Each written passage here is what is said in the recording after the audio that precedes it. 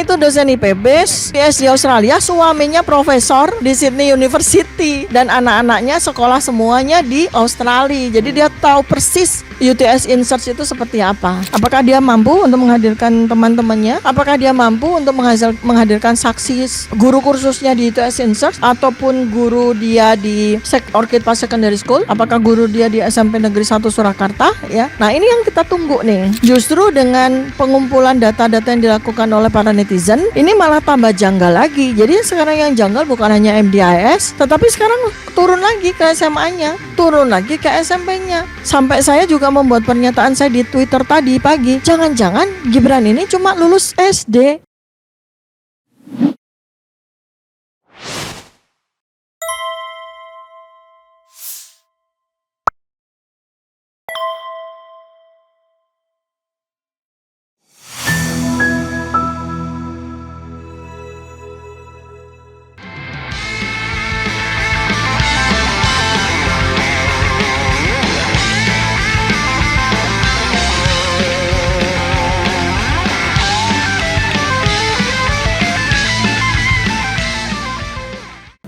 Assalamualaikum warahmatullahi wabarakatuh.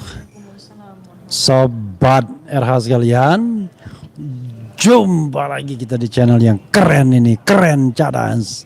Jadi sobat RH sekalian, kita tahu bahwa yang menarik belakangan ini ya tetap soal Gibran. Tapi ini pertanyaan saya nyeleneh aja ya. Selain nanti saya boleh tambahkan perspektif hukum tata negaranya saya, Dok, ya, nanti ya. Setelah dokter presentasi. Begini, kira-kira ya setelah munculnya isu mengenai ijazah Gibran, UTS, keabsahan apakah ini setingkat SMA atau tidak, kemudian Orchid Park Secondary School apakah itu SMP atau SMA, termasuk juga MDIS gitu ya, apakah betul sah dia mendapatkan gelar itu. Kira-kira nih ya, selain foto yang sudah di-spill sekarang, kan ada satu foto kan? Satu foto yang di-spill, kira-kira bakal ada reuni nggak gitu ya? Reuni angkatan apa gitu? Kan kalau ininya banyak kan bisa jadi. Atau kira-kira akan mengerahkan teman-temannya nggak? Siapa dengan menunjukkan ijazahnya? Atau langkah-langkah apa yang barangkali akan dilakukan Gibran untuk menangkis ini semua? Padahal rakyat seperti kita kan pengennya cuma sekedar informasi tandingan yang memang kredibel, bahwa dia tamat, dia ada ijazahnya, bukan mengerahkan teman kan. Ditanya mana ijazahmu, tanya teman-teman saya, ini kan susah kan. Ya seperti yang dilakukan oleh mantan Presiden Jokowi. Reuni kan mahal, reuni kemudian mengumpulkan teman mahal. Silakan Dok dieksplor soal isu ini yang barangkali belum dibicarakan, silakan. Ya. Baik, bismillahirrahmanirrahim. Assalamualaikum warahmatullahi wabarakatuh. Waalaikumsalam warahmatullahi wabarakatuh. Jadi setelah kita melihat ya bahwa ini kan viral, sebetulnya saya senang sekali karena sejak tahun 2023 ya, saya secara terpisah dengan Mas Roy Suryo itu sudah melakukan penelitian tentang keanehan-keanehan atau kejanggalan-kejanggalan dari riwayat pendidikan Gibran. Nah, kemudian dari sekarang ini justru kita senang karena bakal banyak sekali data-data yang akan muncul. Bakal banyak badan intelijen netizen gitu ya. Oke, silakan. Ya. Nah, jadi pertama adalah kalau kita lihat dari sisi kronologi dari apa yang dilakukan oleh bapaknya Gibran ya. Ketika mulai diramekan atau kemudian jadi kasus oleh Bambang Tri di tahun 2016. Nah, 2017 kemudian mengadakan reuni ya. Dia menghadiri reuni di UGM. Nah, pertanyaannya coba kita buat ya. Apakah Gibran kemudian mengadakan reuni di MDIS untuk yang lulusan tahun 2010? Nah, ini tinggal kita tunggu aja. Walaupun sebetulnya itu bukan sesuatu yang penting buat kita. Karena yang penting buat kita sebetulnya kan adalah mana ijazahmu Gibran. Nah, ijazah yang ditanyakan bukan ijazah MDIS, bukan ijazah Bradford University, tapi adalah ijazah SMA sekarang ini yang justru penting. Kenapa? Karena ijazah SMA itu yang paling penting, yang menjadi sebuah syarat dari dia masuk menjadi wakil presiden. ya. Nah, ini yang sekarang kita tanyakan sama seperti kita tanya kepada bapaknya Gibran. Kalau bapaknya Gibran, kita akan tanya tentang ijazah S1-nya. Ya kan? Mana ijazahmu? Walaupun sekarang sudah tidak relevan karena buku ini sudah menjawab. Ya, buku ini sudah menjawab keabsahan atau otentitas dari ijazah Joko, which is itu tidak otentik, alias fake ya atau palsu. Nah, sekarang kepada Gibran, kita tanyakan bukan ijazah MDAS, bukan ijazah Bradford. Kita terlebih dahulu tanyakan adalah ijazah SMA. Karena kita sama sekali belum pernah melihat ijazah SMA itu.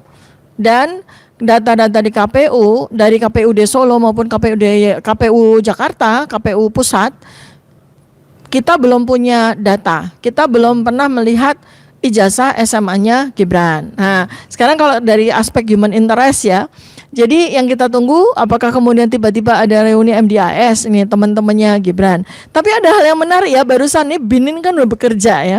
Binin udah bekerja. Jadi pertama kali kalau kita runut dari jejak digitalnya Gibran, baik yang disampaikan oleh timnya di Wikipedia misalnya, kemudian yang disampaikan oleh timnya ketika dia menjadi wali kota ya, di pusat data dan komunikasi dari Kota Surakarta, Prokompim, protokol dan komunikasi pimpinan Kota Surakarta ya. Ini menunjukkan sebuah keanehan karena beberapa kali gelarnya Gibran ini direvisi ya. Ketika saya ramein di tahun 2023 itu gelar Gibran itu BCom. Ya, BCom itu Bachelor of Communication. S1 juga itu ya? Iya, kalau bachelor kan untuk di Singapura atau di luar negeri kan setara dengan S1 kita. Bachelor of Communication atau BCom. Tapi kemudian karena saya ramein diubah menjadi BSc, Bachelor of Science. Nah, S1. Ya, nah kemudian ada Badan Intelijen Netizen menyampaikan sesuatu data yang ini akan saya amplifikasi ya, saya akan underline. Jadi ada 2 gelar bachelor atau sarjana yang lazim di Singapura atau di luar negeri ya, yang berbasis Commonwealth gitu ya. Jadi pertama adalah BA ya, Bachelor of Arts, dan BSc, Bachelor of Science. Ini menunjukkan rumpun dari ilmu. Kalau BA atau BA, Bachelor of Art, itu biasanya diberikan kepada sarjana ilmu sosial dan humaniora. Kemudian untuk BSc atau Bachelor of Science itu diberikan kepada rumpun ilmu sains, eksakta ya. Ilmu eksakta, ilmu alam, IPA kita gitu. Engineer, kemudian kedokteran. Ya, nah kalau BA atau Bachelor of Art ya ilmu hukum, budaya, sastra, termasuk yang dia sebut marketing gitu. Jadi kalau kita lihat ini kejanggalan pertama, kalau kita lihat di ijazah Bradford-nya Gibran, dia dinyatakan dia adalah Bachelor of Science bidang marketing. Sedangkan marketing itu kan termasuk ilmu sosial humaniora kan. Artinya seharusnya Bradford ataupun MDIS mengeluarkan gelar dia adalah BA. Kalau memang dia marketing. Atau kalau anak saya itu BBUS. Business ya, Bachelor of Business misalnya begitu ya. Dan bukan BSc, bukan Bachelor of Science, karena Bachelor of Science itu untuk ilmu eksakta. Ilmu yang diklaim di dalam gelar itu kan marketing nih. Gibran ikut prodi marketing di MDIS. Kok gelarnya BSc? Ini ya. Nah, ini yang perlu kita akan runut ke observational studies kita, pengumpulan data kita harus ke MDIS. Karena kalau enggak, kalau memang ternyata gelar Gibran itu BSc seperti yang dikeluarkan oleh, berarti yang salah MDIS. Tapi kok saya ragu ya, karena MDIS itu kan sebuah lembaga yang bekerja sama dengan universitas di luar negeri, di luar Singapura, dan umurnya juga sudah tua, nggak mungkin lah dia salah memberikan gelar. Nah, berarti kesalahannya barangkali mungkin dari timnya Gibran, karena nggak ngerti, atau dari Gibran sendiri, oh gelar saya BSc. Karena dia sendiri nggak ngerti kok gelarnya itu harusnya apa. Dulu pernah dia BCom, kemudian dia jadi BSc tiba-tiba gitu kan. Itu. Nah, tetapi lebih dari itu adalah persoalan SMA-nya. Ini masih belum jelas ini. Bukan hanya sekedar ijazah SMA-nya Gibran, tapi dia tuh sebenarnya SMA di mana sih? Dia mengikuti sekolah menengah atas itu di mana? Karena yang digunakan adalah adalah pernyataan. Ini kita juga belum lihat loh sertifikat dari UTS in Search itu, apakah dia sampai merampungkan kursusnya selama 6 sampai 9 bulan dan kemudian dia mendapatkan sertifikat yang itu kemudian disetarakan oleh Dirjen Dikmenjur ya, pendidikan menengah dan kejuruan sebagai setara dengan kelas 12 SMK akuntansi. Itu mana sertifikatnya kita sama sekali belum lihat. Sehingga satu-satunya pegangan kita bahwa katanya Gibran itu menyelesaikan sekolah menengah atasnya itu hanya surat penyetaraan atau surat keterangan dari Dikmenjur, dan itu sama sekali nggak valid untuk dinyatakan itu sebagai pengganti ijazah, gitu kan? Nah, jadi itu yang seharusnya sekarang ini kita buru nih, kita investigasi, kita teliti, kita analisis bersama-sama, ya kan? Apakah memang ini dia punya nggak nih sertifikat dari UTS in Search, dan seandainya dia punya sertifikat UTS in Search ya, ini lazim atau berlaku nggak sebagai pengganti ijazah SMA? Nah itu ya. Kemudian berikutnya lagi adalah tentang riwayat pendidikan dia sendiri. Saya sedang menunggu nih Gibran tiba-tiba reuni SD atau tiba-tiba dia reuni SMP 1 Surakarta. Karena balik lagi ya, ada seorang netizen ya, Meilani Buitenzorgi, yang mempertanyakan jangan-jangan dia pun tidak punya ijazah SMP. Dan tidak hanya netizen biasa, itu Ya. dosen IPB. Iya, itu dosen IPB, PS di Australia, suaminya profesor di Sydney University, dan anak-anaknya sekolah semuanya di Australia. Jadi dia tahu persis UTS in Search itu seperti apa. Ya, jadi jangan main-main dengan pernyataan ataupun opinion expert dari Meilani Buitenzorgi nih, walaupun dia mantan termul ya. Walaupun dia mantan termul, sekarang sudah insyaf dan membantu kita di dalam memberikan data terkait dengan Gibran ini gitu ya. Nah, jadi ini yang paling saya ulang lagi ya, yang menarik sekali adalah riwayat hidup baik yang disampaikan oleh Prokompim maupun yang ditulis oleh timnya di Wikipedia. Ya, ini lucu, menarik sekali. Jadi kalau menurut timnya ini, jadi sejak kecil Gibran menetap di Surakarta. Tetapi saat sekolah menengah pertama, dirinya pindah ke Singapura untuk melanjutkan sekolah setingkat sekolah menengah atas. Ini kan nggak logis. Berarti ini kalau kita ambil kalimat ini, berarti pada saat dia SMP, ya, dia pindah ke Singapura, bukan pada saat dia SMP lulus baru kemudian dia pindah ke Singapura untuk melanjutkan SMA. Kemudian yang menarik lagi adalah dia menyatakan bahwa dia sekolah di Orchid Park Secondary School, which is itu adalah kelas 7. Ya, kelas 7 artinya dari primary school yang kelas 6, kemudian siswa Singapura itu akan pindah ke secondary school mulai dari kelas 7, 8, 9, 10, kalau di sana 4 tahun. Lulus itu kemudian dia masuk college gitu kan. Nah, kemudian dia di laman KPU itu menyatakan bahwa dia sekolah di Orchid Park Secondary School Singapura itu 2002 sampai 2004, berarti cuma 2 tahun. Di sekolah apa ini dia? Kelas berapa? Sementara Orchid Park Secondary School itu baru berdiri, baru menerima murid tahun 2001. Berarti fasilitas yang ada di sana itu baru kelas 7 dan kelas 8. Which is itu adalah setara SMP kelas 1 dan 2. Nah, sekarang pertanyaannya lagi adalah di mana SMA-nya dia. Nah, pada sekitar 2 tahun yang lalu, sekitaran tahun 2023, saya mendapatkan postingan dari salah seorang netizen. Yang sekitar 2023 itu, saya mendapatkan postingan dari seorang netizen yang menyatakan, aku punya kakakku itu sekolah di SMA Santo Yosef, dan dia itu satu angkatan dengan Gibran. Nah, tahun berapa? Kata netizen kan ngobrol kan? Ya itu tahun 2002 gitu. Nah, karena itulah saya kemudian posting, apakah memang betul dengan nada tanya ya, bukan dengan sebuah pernyataan. Jadi pertanyaan saya adalah apakah betul Gibran pernah sekolah di SMA Santo Yosef tahun 2002? Tolong netizen cari tahu. Belakangan ini, akhir-akhir ini di bulan September 2025 ini ada Romo ya, yang ternyata adalah kepala sekolah SMA Santo Yosef mengatakan bahwa Gibran membantah Gibran tidak pernah bersekolah di SMA Santo Yosef gitu. Nah, ini kan adalah sebuah reaksi seperti yang terjadi pada Joko Widodo ketika kemudian dia menggunakan SMPP 40 Surakarta, kepala sekolahnya diminta untuk bicara bahwa dia pernah sekolah di SMPP atau SMA 6 Surakarta misalnya, atau kemudian dia membuka teman-teman seangkatannya misalnya gitu. Nah, kita tinggal tunggu aja nih apakah Gibran bisa menunjukkan teman-temannya di Orchid Park Secondary School yang sekolah di situ di antara waktu tahun 2002-2004. Satu, apakah dia bisa menghadirkan teman-teman kursusnya di UTS InSearch yang dia katakan dia mengikuti kursus itu di tahun 2007 sampai 2010? Bisakah dia menghadirkan 2004 sampai 2007 ya? Bisakah? KPU, ini KPU ya, kan berlawanan dengan data dari Kementerian Sekretariat Negara, Mensetnek kan berlawanan.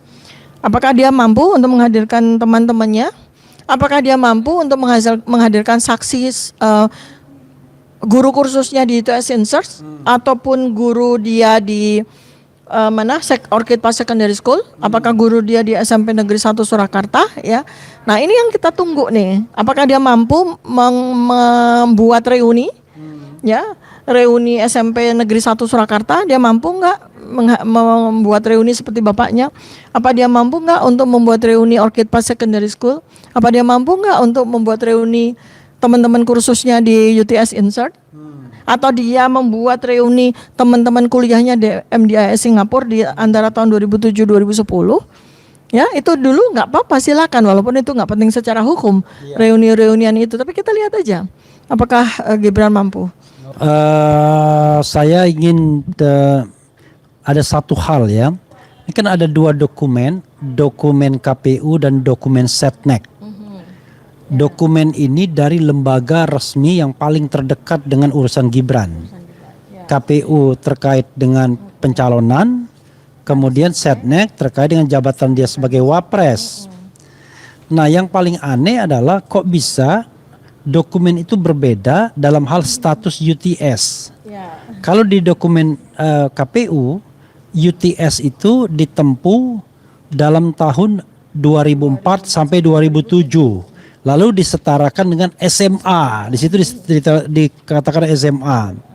Sebelumnya 2002-2004 Orchid Park Secondary School itu SMA juga. Karena SMP-nya sudah di state itu SMP 1 Surakarta.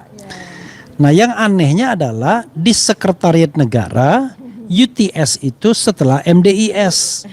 Jadi MDIS bertukar tempat ya. MDIS dulu 2004-2007, lalu UTS itu 2007-2010. Nah, ada pertanyaan yang anehnya begini. Satu pertanyaannya, kok bisa berbeda data antara KPU dan Setnek?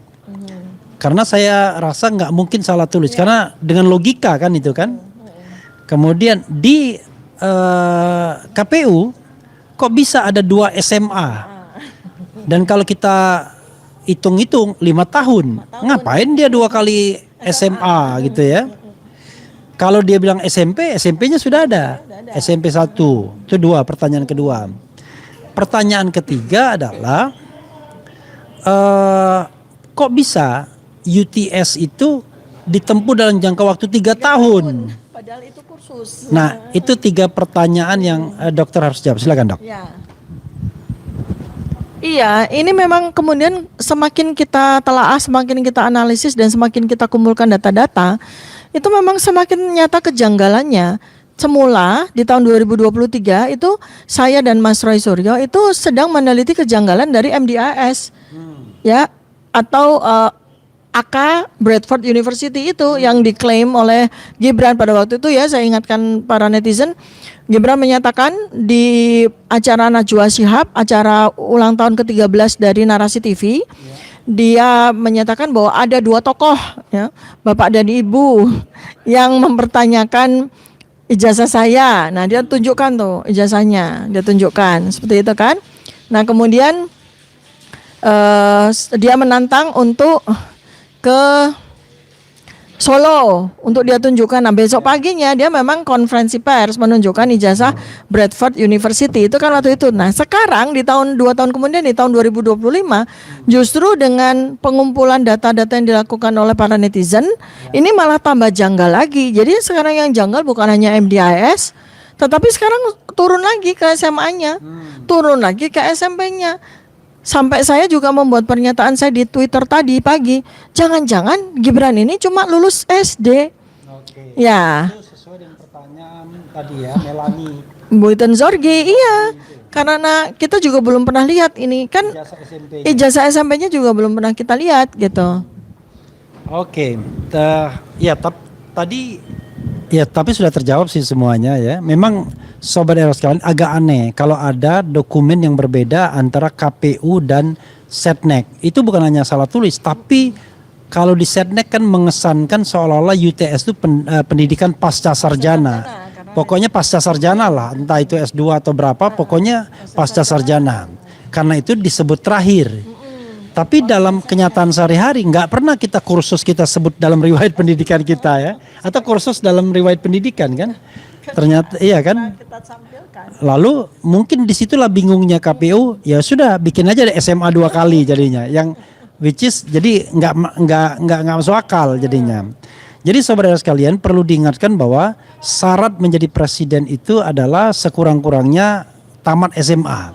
Nah atau sederajat. Nah tamat SMA itu beda sama tradisi pendidikan di Singapura dan lain sebagainya kata Melanie Buiten Zorgi. Di sana nilai kecil nggak ada masalah. Cuman nanti waktu universitas ada persyaratan-persyaratan. Kalau di Indonesia Anda harus lulus. Nggak bisa tidak memegang ijazah SMA atau yang setara. Tapi oke lah ya. Karena dia mempermasalahkan apakah SMP-nya itu ada apa enggak. Ya lulus atau enggak SMP-nya. Nah yang kedua adalah kok bisa jauh sekali. Satu mengatakan SMA, satu mengatakan ini adalah pasca sarjana kan. Nih, lalu kok bisa tahunnya terbalik? Sepertinya Setnek ingin merasionalisasi pasca sarjana tersebut. Dia ketika dia menerima data KPU, dia mikir kok ini nggak wajar ya? Jangan-jangan dia ubah sendiri, jangan-jangan. Karena kan data pertama mestinya di KPU come first, karena dia data sebagai calon wakil presiden. Jadi barangkali Setnek mengedit data dari KPU. Oh ini nggak bener nih, masa SMA 2 kali. Ya kan? Maka kemudian setelah MDIS ada yang namanya UTS. Malah tambah kacau. Jadi saudara sekalian, waktu kita tidak banyak, sudah hadir pula di samping saya. Sudah masuk frame belum? Belum ya, nggak bisa 3 ya. Oke, yaitu Muhammad Abdullah Al-Kathiri. Tak ada Muhammadnya rupanya. Kalau biasanya Al-Bid Haji dikasih nama Muhammad. Oke. Tapi berarti Anda belum haji ya? Udah haji 2 kali. Oke, jadi Muhammad. Ya Muhammad. Jadi mungkin kita minta update dari beliau yang mengajukan permohonan informasi dari KPU atau apapun, termasuk juga sengketa dan kemudian masalah Gibran ini apakah kemudian ada upaya-upaya lain dari pengacara untuk juga mempersoalkan ini atau hanya perkembangan Jokowi saja yang Jokowi's white paper saja yang mau dipermasalahkan atau mau diberitakan, silakan Bapak Abdullah Al-Kathiri. Baiklah. Assalamualaikum warahmatullahi wabarakatuh.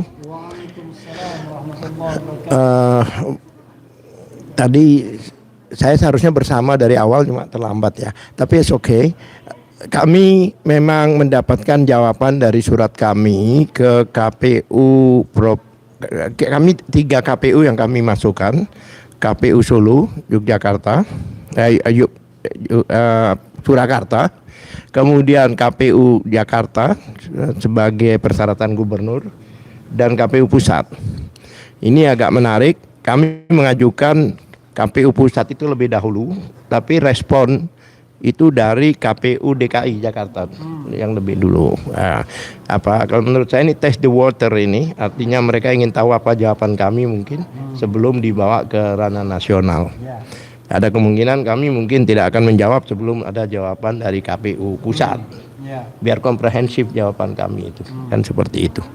Tapi yang menarik, jadi seolah-olah tetap mereka itu menyatakan bahwa ijazah baik Gibran maupun Jokowi itu adalah ijazah yang tidak dapat diakses oleh publik atau tertutup. Yaitu yang sesuai dengan ketetapan yang dicabut sesuai dengan itu ya, keputusan KPU yang dicabut itu.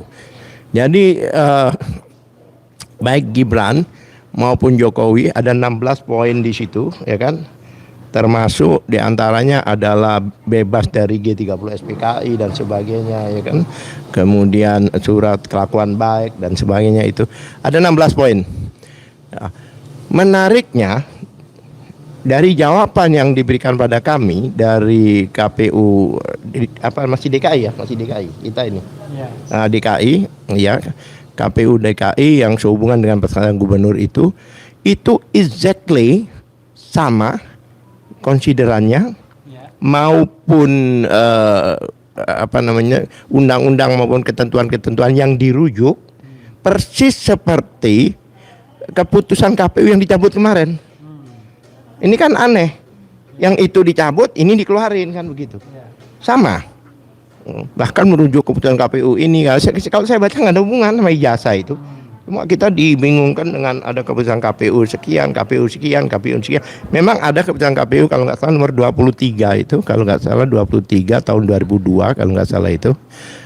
Ya, itu ada pernyataan sama dengan apa yang diatur di dalam undang-undang KIP itu sendiri, keterbukaan publik. Yaitu memang di pasal 17-nya yang menyatakan bahwa itu tertutup dan tidak bisa diakses oleh publik.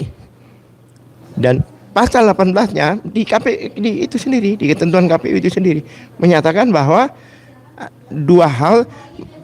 Satu, jika yang bersangkutan atas izin yang bersangkutan. Yang kedua adalah dapat dibuka jika digunakan untuk sebagai persyaratan pejabat publik. Seperti itu. Jadi saya heran apakah KPU yang diberi kepercayaan dan diberi kewenangan luar biasa oleh negara sebesar itu, apa mereka tidak ngerti hukum? Atau mereka tidak mengerti membaca undang-undang atau bagaimana?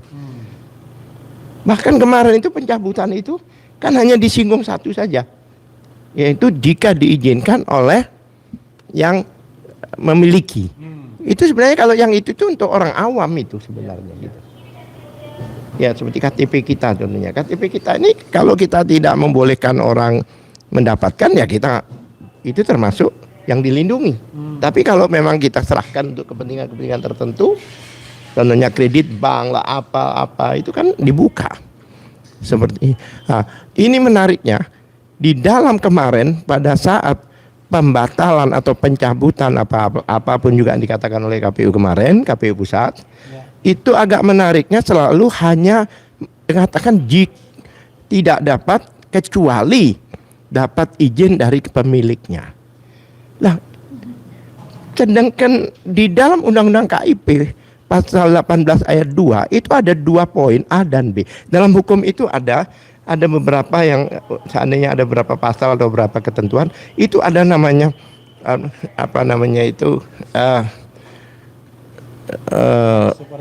bukan itu. Maksudnya seperti kolektif ya, semuanya ya kan, maupun alternatif. Lah, kumulatif atau alternatif. Kalau kumulatif itu, kalau dengan dan itu, kalau satu tidak bisa, satunya tidak bisa dikatakan ketentuan itu berlaku. Ya, itu namanya kumulatif. Nah ini dan atau itu ada alternatif. Jadi kalau memang ada A dan B kan, A jika atas persetujuan yang bersangkutan, tapi B-nya akan menyatakan jika digunakan persyaratan sebagai terkait dengan jabatan publik. Itu nggak diucapkan pada pencabutan kemarin. Jadi kayak hanya satu poin aja. Dan menariknya lagi dihubungkan dengan undang-undang KIP itu, yaitu pasal 17H itu. Ya, bahkan 17H itulah yang dianulir oleh pasal 18 ayat 2. Jelas seperti itu. Oh, mungkin ada pertanyaan. Iya, memang ya apa yang dibuat KPU itu sebenarnya tidak berbeda dengan undang-undang. Cuma dalam bahasa publiknya agak aneh, dia seolah-olah itu larangan, padahal itu sebenarnya tidak bisa dikatakan sebagai sebuah larangan ya. Nah, untungnya sudah dicabut sehingga tidak memunculkan kebingungan, tapi ternyata sikap di lapangan berbeda gitu ya. Pak Abdullah. Ada lagi dokter yang mau disampaikan? Ya. Oke, silakan. Closing statement saya ya. Closing statement ya. Ya, closing statement saya adalah begini. Saya bertiga RRT ini kan peneliti.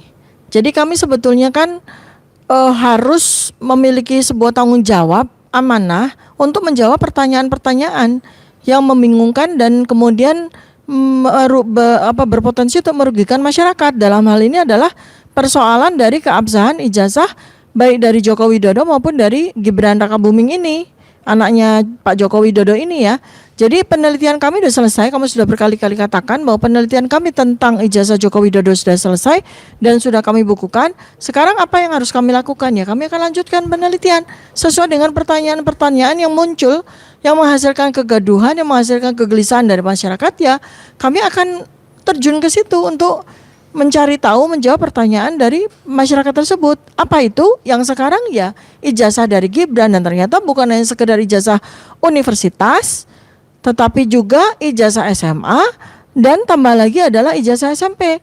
Maka kami akan terus berjuang untuk mencari data-data sebanyak mungkin dan kemudian kami akan analisis menghasilkan kesimpulan, dan kesimpulan itulah yang menjadi persembahan keilmuan kami kepada masyarakat. Jadi kami akan jalan terus. Maka ini menjadi PR bagi para kuasa hukum kami nih, Pak Abdul Katiri dan tim ya, untuk mengawal kami nih, mengawal dalam perjalanan berikutnya untuk meneliti keabsahan dari ijazah-ijazah Gibran Rakabuming. Terima kasih. Oke. Iya, sebelum Pak Abdullah memberikan closing statement, saya ingin menambahkan sedikit ya. Memang format press conference ini sebenarnya begini, ada pertanyaan ya, yang barangkali perlu diklarifikasi. Loh, kan pemilu sudah selesai, apa urusannya lagi dengan persyaratan? Jadi saudara sekalian, dalam konstitusi kita itu diatur yang namanya ayat-ayat pemberhentian presiden atau pemakzulan. Ada 3 klaster. Satu karena melakukan pelanggaran hukum ya berat seperti korupsi, kemudian pengkhianatan terhadap negara, suap dan tindak pidana berat lainnya. Nah, klaster kedua melakukan perbuatan tercela. Tercela itu contohnya judi, mabuk-mabukan, zina, tapi tidak terbatas pada itu saja ya. Kemudian yang ketiga adalah tidak lagi memenuhi syarat sebagai presiden dan wakil presiden. Memang ada kontroversi sedikit. Syaratnya itu apa? Syarat di konstitusi saja atau syarat di undang-undang juga? Saya ingin mengatakan syarat-syarat yang terukur itu ya harusnya bisa menjadi alasan untuk melakukan impeachment. Apalagi syarat tersebut terkait dengan jenjang pendidikan. Oke, misalnya kalau ijazah MDIS-nya itu ternyata salah, palsu misalnya, tidak benar, kan masih ada ijazah SMA-nya. Nah, saya ingin mengatakan sebagai orang hukum tata negara, dalam konteks ini Gibran sudah melakukan perbuatan tercela karena memberikan keterangan publik yang salah, dan bahkan itu sesungguhnya juga tindak pidana yang diatur di dalam KUHP. Tetapi soal tindak pidananya itu soal yang lain. Tetapi yang jelas dia sudah melakukan perbuatan tercela yang mudah sekali untuk menjadi celah untuk impeachment. Kalau seandainya dia ternyata ijazah SMA-nya yang salah, itu tambah lagi ya.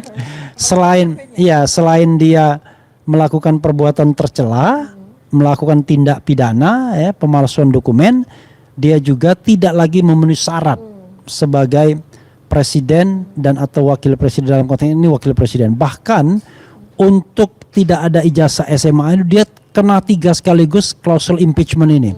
Melakukan tindak pidana berat karena ancaman hukuman pemalsuan dokumen 6 tahun, Yang kedua, melakukan perbuatan tercela karena dia berbohong selama ini. Dan yang ketiga, tidak lagi memenuhi syarat sebagai wakil presiden karena pendidikannya tidak sampai SMA. Sekali lagi, SMA dalam pengertian hukum Indonesia itu adalah tamat, punya STTB, surat tanda tamat belajar atau ijazah SMA. Itu tambahan dari saya ya, nanti kita akan diskusi lebih lanjut karena ini kan saya tuan rumah sendiri ya. Anytime kita bisa buat konten mengenai ijazah ini, tetapi mudah-mudahan perkembangan-perkembangan terakhir ini makin memberikan clearance pada kita soal ijazah ini. Tapi sekali lagi, saya Dr. Tifa, Bro Al-Kathiri itu tidak bicara mengenai impeachment dulu, tapi bicara tentang kebenaran ijazah. Setelah mendapatkan benar atau tidak, ya sudah tergantung proses politiknya mau diapakan. Itu it is not our business, tetapi sebagai warga negara kita punya kewajiban untuk menyampaikan the truth, kebenaran ya. Pak Al-Kathiri silakan closing statement. Ya, terima kasih. Jadi sebenarnya semua dokumen yang sudah dimasukkan ke KPU itu jelas dokumen yang sudah mengikat pada pribadinya. Jadi bukan kalau ini sah, ini tidak sah, tidak bisa. Selama itu sudah terdaftar di KPU dan di situ ternyata ada dokumen palsu, tetap aja itu adalah pemalsuan. Ya kan? Lah, makanya saya lihat di jawaban ini juga merujuk ke Undang-Undang Perlindungan Data Pribadi. Undang-Undang nomor 27 tahun 2002 dilarahkan ke sana. Selain ke undang-undang yang masalah keterbukaan publik itu informasi publik juga ini. Padahal di undang-undang keterbukaan data pribadi ini, ya kan, itu diatur dengan jelas bahwa ijazah itu tidak ada di situ. Yang dimaksud data pribadi itu tidak termasuk ijazah. Itu rekam medis, rekam keuangan, rekam ini, KTP, tidak ada ijazah. Kok bisanya dirujuk ke undang-undang itu dengan seolah-olah terjemahan atau justifikasi sendiri. Ini berarti begini, nah, seperti itu. Nah, jelas ini dugaan kami adalah memanipulasi ketentuan undang-undang, yang mana undang-undang itu benar-benar undang-undang yang tidak ada aturan masalah ijazah. Seperti itu. Nah, masalah Gibran dan ini itu kan sama. Kemarin itu KPU mengeluarkan satu keputusan itu kan bukan untuk Jokowi saja, bahkan untuk Gibran. Nah, dari situlah makanya masyarakat sekarang ini termasuk RRT ini mempertanyakan, karena ada background ya dikeluarkan, kok tiba-tiba dikeluarkan seperti itu dan ditutup, artinya dikaburkan, dikamuflasikan seolah-olah ada 16 poin. Padahal tujuannya itu hal-hal yang paling krusial, yaitu ijazah dan kelengkapannya. Seperti itu. Jadi saya harapkan bahwa teman-teman ini insya Allah tetap gigih untuk membuka ini semua. Seperti Bang Refli katakan, kita tidak masalah pemakzulan atau tidak, tapi yang kita masalahkan adalah informasi dan data yang diberikan baik sebagai calon presiden waktu itu pendaftaran maupun gubernur dan sebagainya. Ini satu kesatuan. Saya yakin itu sama semua. Kalau untuk Gibran bukan gubernur ya, wali kota. Iya, wali kota. Ya, artinya kepala daerah lah, kepala daerah baik gubernur. Jadi ini sebenarnya ada satu kesatuan. Makanya saya heran juga bisanya kayaknya ada orkestrasi yang luar biasa ini. Ini bukannya suatu hanya perbuatan-perbuatan yang sederhana, tapi perbuatan-perbuatan yang memang perbuatan yang merugikan negara dan bangsa Indonesia ini. Ya, terima kasih. Ya, Sobat RH sekalian, itu tadi press conference kami ya. Saya Refli Harun, kemudian Dr. Tifa dan lawyer Dr. Tifa Abdullah Al-Kathiri. Nanti kita akan tunggu update-update selanjutnya, apa yang ditemukan Roy Suryo, Rismon Sianipar dan kawan-kawan lainnya termasuk BIN ya, Badan Intelijen Netizen. Mudah-mudahan ini kita membuat terang masalah ini, bukan membuat gelap ya. Boleh digelap-gelapkan, tetapi kami berusaha menerangkannya seterang-terangnya mengenai riwayat pendidikan Wakil Presiden Gibran Raka Buming Raka. Wassalamualaikum warahmatullahi wabarakatuh. Keren, cadas. Diar.